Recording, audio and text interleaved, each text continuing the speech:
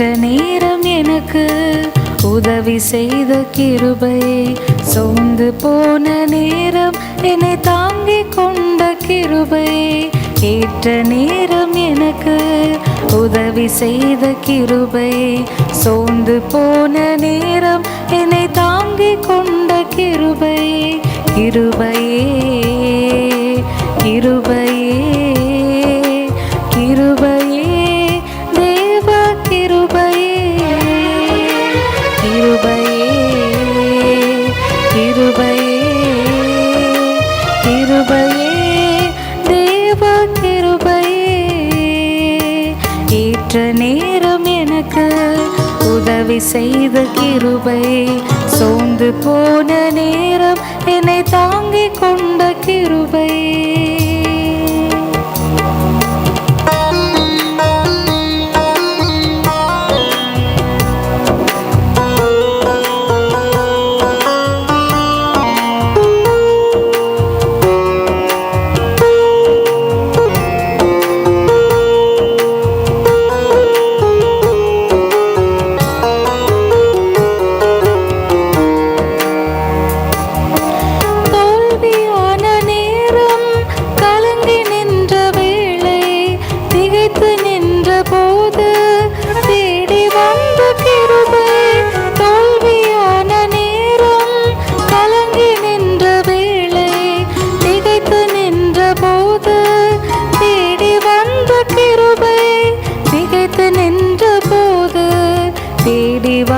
கிருபை நான் திகைத்து நின்ற போது தேடி வந்த கிருபை. ஏற்ற நேரம் எனக்கு உதவி செய்த கிருபை, சோர்ந்து போன நேரம் என்னை தாங்கிக் கொண்ட கிருபை.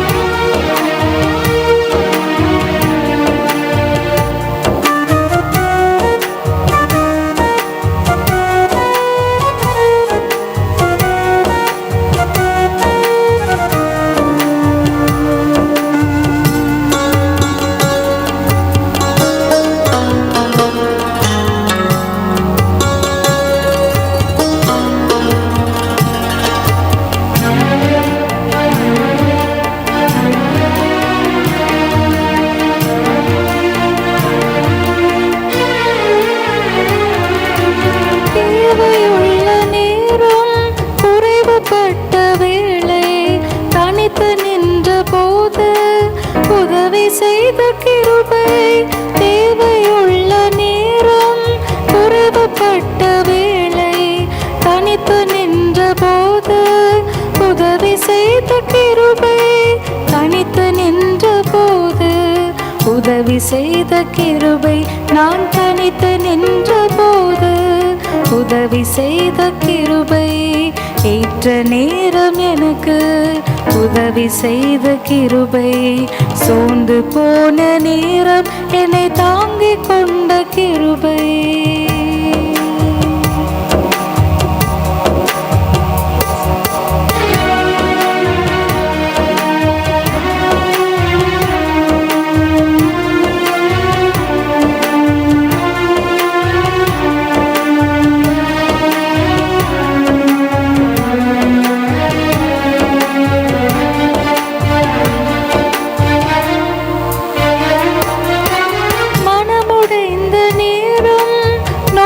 போன வேளை கதறி அழுத போது அணைத்து கொண்ட கிருபை. மனமுடைந்த நேரம் நொறுங்கி போன வேளை கதறி அழுத போது அணைத்து கொண்ட கிருபை. கதறி அழுத போது அணைத்து கொண்ட கிருபை. நான் கதறி அழுத போது அணைத்து கொண்ட கிருபை. ஏற்ற நேரம் எனக்கு உதவி செய்த கிருபை, சோர்ந்து போன நேரம் என்னை தாங்கிக் கொண்ட கிருபை. ஏற்ற நேரம் எனக்கு உதவி செய்த கிருபை, சோர்ந்து போன நேரம் என்னை தாங்கிக் கொண்ட கிருபை. கிருபையே கிருபையே கிருபையே தேவ கிருபையே கிருபையே கிருபையே கிருபையே தேவ கிருபையே. தேவனாய கர்த்தர் உங்களை ஆசீர்வதிப்பாராக. இந்த நாளில் நம்ம தியானிக்க போகிற ஒரு வேத பகுதி, பாவம் இல்லாதவன் கல்லெறிய கடவன். என்ன மெசேஜ்? பாவம் இல்லாதவன் கல்லெறிய கடவன். இது ஒரு ஆழமான வேத பகுதி. யோவான் எழுதிய சுவிசேஷத்தில் இந்த வேத பகுதி வருகிறது. முதல்ல அதை படிக்கிறேன், அதுக்கு பிறகு இதை பற்றி நான் என்ன செய்கிறேன், விளக்கம் கொடுக்குறேன். யோவான் எழுதிய சுவிசேஷம் 8ஆம் அதிகாரம் 1-11 வரைக்கும். யோவான் எழுதிய சுவிசேஷம் 8ஆம் அதிகாரம் 1-11 வரைக்கும். இயேசு ஒலிவமலைக்கு போனார். மறுநாள் காலையிலே அவர் திரும்பி தேவாலயத்துக்கு வந்தபோது ஜனங்கள் எல்லோரும் அவரிடத்தில் வந்தார்கள். அவர் உட்கார்ந்து அவர்களுக்கு உபதேசம் பண்ணினார். அப்பொழுது விபச்சாரத்தில் கண்டுபிடிக்கப்பட்ட ஒரு ஸ்திரீயை வேதபாரகரும் பரிசேயரும் அவரிடத்தில் கொண்டு வந்து அவளை நடுவே நிறுத்தி, போதகரே, இந்த ஸ்திரீ விபச்சாரத்தில் கையும் மையுமாய் பிடிக்கப்பட்டாள். இப்படிப்பட்டவர்களை கல்லெறிந்து கொள்ள வேண்டும் என்று மோசே நியாயப்பிரமாணத்தில் நமக்கு கட்டளையிட்டிருக்கிறாரே, நீர் என்ன சொல்கிறீர் என்றார்கள். அவர் மேல் குற்றம் சுமற்றுவதற்கான காரணம் உண்டாகும் பொருட்டு அவரை சோதிக்கும்படி இப்படி சொன்னார்கள். இயேசுவோ குனிந்து விரலினால் தரையிலே எழுதினார். அவர்கள் ஓயாமல் அவரை கேட்டுக்கொண்டிருக்கையில் அவர் நிமிர்ந்து பார்த்து, உங்களில் பாவம் இல்லாதவன் இவள் மேல் முதலாவது கல்லெறிய கடவன் என்று சொல்லி அவர் மறுபடியும் குனிந்து தரையிலே எழுதினார். அவர்கள் அதை கேட்டு தங்கள் மனசாட்சியினால் கடிந்து கொள்ளப்பட்டு பெரியோர் முதல் சிறியோர் வரைக்கும் ஒவ்வொருவராய் போய்விட்டார்கள். இயேசு தனித்திருந்தார். இந்த ஸ்திரீ நடுவே நின்றாள். இயேசு நிமிர்ந்து அந்த ஸ்திரீயை தவிர வேறொருவரையும் காணாமல், ஸ்திரீயே, உன்மேல் குற்றம் சாட்டினவர்கள் எங்கே? ஒருவனாயிலும் உன்னை ஆக்கினைக்குள்ளையாக தீர்க்கவில்லையே என்றார். அதற்கு அவள், இல்லை ஆண்டவரே என்றாள்.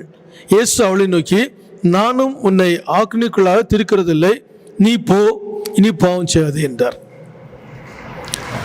இயேசு கிறிஸ்து வாழ்ந்தது நியாயப்பிரமாணத்தோட நாட்களில். உங்களுக்கு தெரியும், நியாயப்பிரமாணத்தில் மோசே ஒரு கட்டளை அவர் ஜனங்களுக்கு கற்பித்து கொடுத்திருந்தார். விபச்சார பாவத்தில் ஒரு ஸ்திரீ பிடிக்கப்பட்டால் அவளை கல்லெறிந்து கொள்ள வேண்டும் என்று. பாருங்க, அப்படிப்பட்ட ஒரு காரியம் இயேசு இந்த உலகத்தில் வாழ்ந்தபோது சம்பவித்தது. ஒரு ஸ்திரீ உபச்சார பாவம் பண்ணுறா, அவளை கையும் மையுமா பிடிக்கிறாங்க, இயேசுடத்தில் கொண்டு வராங்க.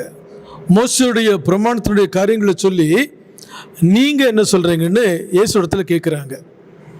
கொண்டு வந்தவர்களுடைய நோக்கம் இயேசுவை குற்றப்படுத்துவது. பாருங்க, உபச்சாரத்தில் கண்டுபிடிக்கப்பட்ட ஒரு ஸ்திரீயை வேதபாரகரும் பரிசேயரும் அவரிடத்தில் கொண்டு வந்து அவளை நடுவே நிறுத்தி மோசேனுடைய இந்த பிரமாணத்தை அவருக்கு அவங்க என்ன செய்கிறாங்கன்னா ஞாபகப்படுத்துகிறாங்க. இந்த ஸ்திரீ உபச்சாரத்தில் கையும் மெய்யுமா பிடிக்கப்பட்டால் இப்படிப்பட்டவர்களை கல்லெறிந்து கொள்ள வேண்டும் என்று மோசே நியாயப்பிரமாணத்தில் நமக்கு கட்டளையிட்டிருக்கிறாரு, நீர் என்ன சொல்கிறீர் என்றார்கள்.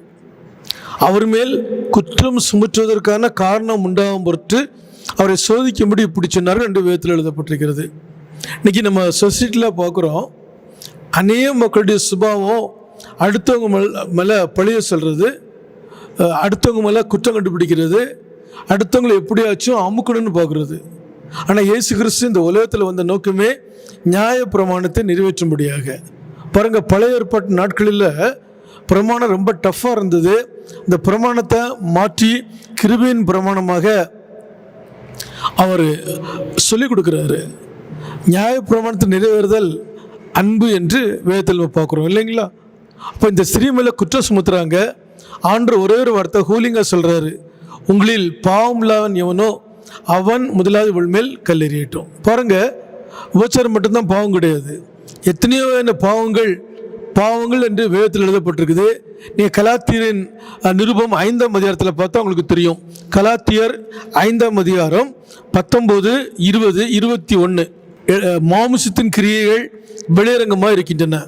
அவையாவன: உபச்சாரம், தேசித்தனம், அசுத்தம், காமவிகாரம், விக்கிர ஆராதனை, பில்லிசுனியம், பகைகள், விரோதங்கள், வைராக்கியங்கள், கோபங்கள், சண்டைகள், பிரிவினைகள், மார்க்கபேதங்கள், பொறாமைகள், கொலைகள், வெறிகள், களியாட்டுகள் முதலானவைகளே. இப்படிப்பட்டவைகளை செய்கிறவர்கள் தேவனுடைய ராஜ்யத்தை சுதந்திரிப்பதில்லை என்று முன்னே நான் சொன்னது போல இப்பொழுதும் உங்களுக்கு சொல்கிறேன். மக்கள் பெரிய பாவத்தை தான் அவங்க பாவம்னு சொல்கிறாங்க, சின்ன பாவத்தை இந்த நாட்களில் லிஸ்ட்லேயே கொண்டு வர மாட்டேங்கிறாங்க. உபச்சாரங்கிறது ஒரு பெரிய பாவம், எல்லாத்துக்கும் தெரிஞ்சது தான். பாருங்கள், அந்த பாவத்தை எக்ஸ்பிரஸ் பண்ணி ஜட்ஜ்மெண்ட் கொடுக்க முடியாது இயேசுத்தில் கேட்குறாங்க. ஆனால் இயேசு சொல்கிறாரு, உங்களில் பாவம் இல்லாதவன் எவனோ அவன் முதலாக என்ன செய்யட்டும், கல்லெறியட்டுன்னு சொல்லிக்கிட்டு. அந்த வார்த்தையை கேட்ட உடனே சிறியோர் முதல் பெரியோர் வரை மனசாட்சியினால் குற்றப்பட்டு அந்த இடத்துல இருந்து கடந்து போனாங்க என்ற விதத்தில் எழுதப்பட்டிருக்குது. காரணம், அந்த நாட்களில் எல்லாத்துக்குமே மனசாட்சி இருந்தது, எல்லாத்துக்கும் மனசாட்சி இருந்தது. மனசாட்சி என்பது தேவன் நமக்கு கொடுத்தது. பாருங்கள், நீதிமொழிகளாக தெளிவாக எழுதப்பட்டிருக்கிறது. ஒரு மனுஷனுடைய வாழ்க்கையில் உபச்சாரம் ஒரு பாவம்னா அதுக்கு ஈக்குவலாக உள்ளது தான் வேசித்தனம், அதுக்கு ஈக்குவலாக உள்ளது தான் அசுத்தம். ஒரு வீடு சுத்தம் இல்லை, ஒரு மனசு சுத்தம் இல்லை, ஒரு சரீரம் சுத்தம் இல்லைன்னு வைங்களேன், அது தேவனுடைய பறவையில் உபச்சார பாவத்துக்கு ஈடானது. வசனம் சொல்லுது அசுத்தம். அடுத்தது காம விகாரம். ஒரு ஸ்திரியை இச்சையோடு பார்க்கிற எவனும் அவளோடு உபச்சாரம் செய்தாயிற்று. ஒரு ஸ்திரியை பார்த்தாலே அது உபச்சார பாவம்னு புதிய ஏற்பாட்டில் எழுதப்பட்டிருக்குது. அதுபோல் விக்கிர ஆராதனை, என்ன ஆராதனை? விக்கிர ஆராதனைகள் எல்லாம் ஒன்று, அண்ணன் தம்பி அக்கா தங்கச்சி போல விக்கிர ஆராதனை. பொருளாசை என்பது விக்கிர ஆராதனை என்று வேதத்தில் எழுதப்பட்டிருக்கிறது. அதுபோல் பில்லிசுனியம், சகோதரில் பகிச்சா அது பில்லிசுனியம். பகை, விரோதங்கள், வைராக்கியங்கள், கோபங்கள், சண்டைகள்.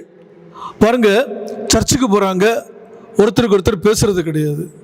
குடும்பத்தில் இருக்கிறாங்க, ஒருத்தருக்கு ஒருத்தர் பேசுகிறது கிடையாது. விரோதம் தலைமுறை தலைமுறையாக போகுது இல்லைங்களா? சண்டைகள், யார் சண்டை போடாமல் இருக்கிறாங்க? பக்கத்து வீட்டில் சண்டை, ஏற்ற வீட்டில் சண்டை, சர்ச்சில் வந்தால் சண்டை, மிகவும் மோசமான காரியங்கள், இவைகள் எல்லாம் பரவலாக ஜனங்கள் மத்தியில் காணப்படுது. ஆகவே தான் ஆண்டவர் தெளிவாக சொன்னார், உங்களில் பாவம் இல்லாத முதலாக என்ன செய்யுங்க, கல்லறிங்கன்னு சொல்லிவிட்டு. இன்றைக்கி நம்ம சொசைட்டியில் எத்தனையோ ஹிந்து ஜனங்களை பார்க்குறோம், கிறிஸ்தவ ஜனங்களை பார்க்குறோம், முஸ்லீம்ஸை பார்க்குறோம். அதுபோல் சர்ச்சில் எத்தனையோ பிரிவுகளை நம்ம பார்க்குறோம்.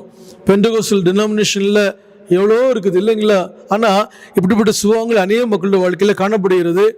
நாம் பேசணும்னா நீ யோக்கியமானு கேட்குறாங்க. தயவுசெய்து அப்படி நம்ம நினைக்கவே கூடாது.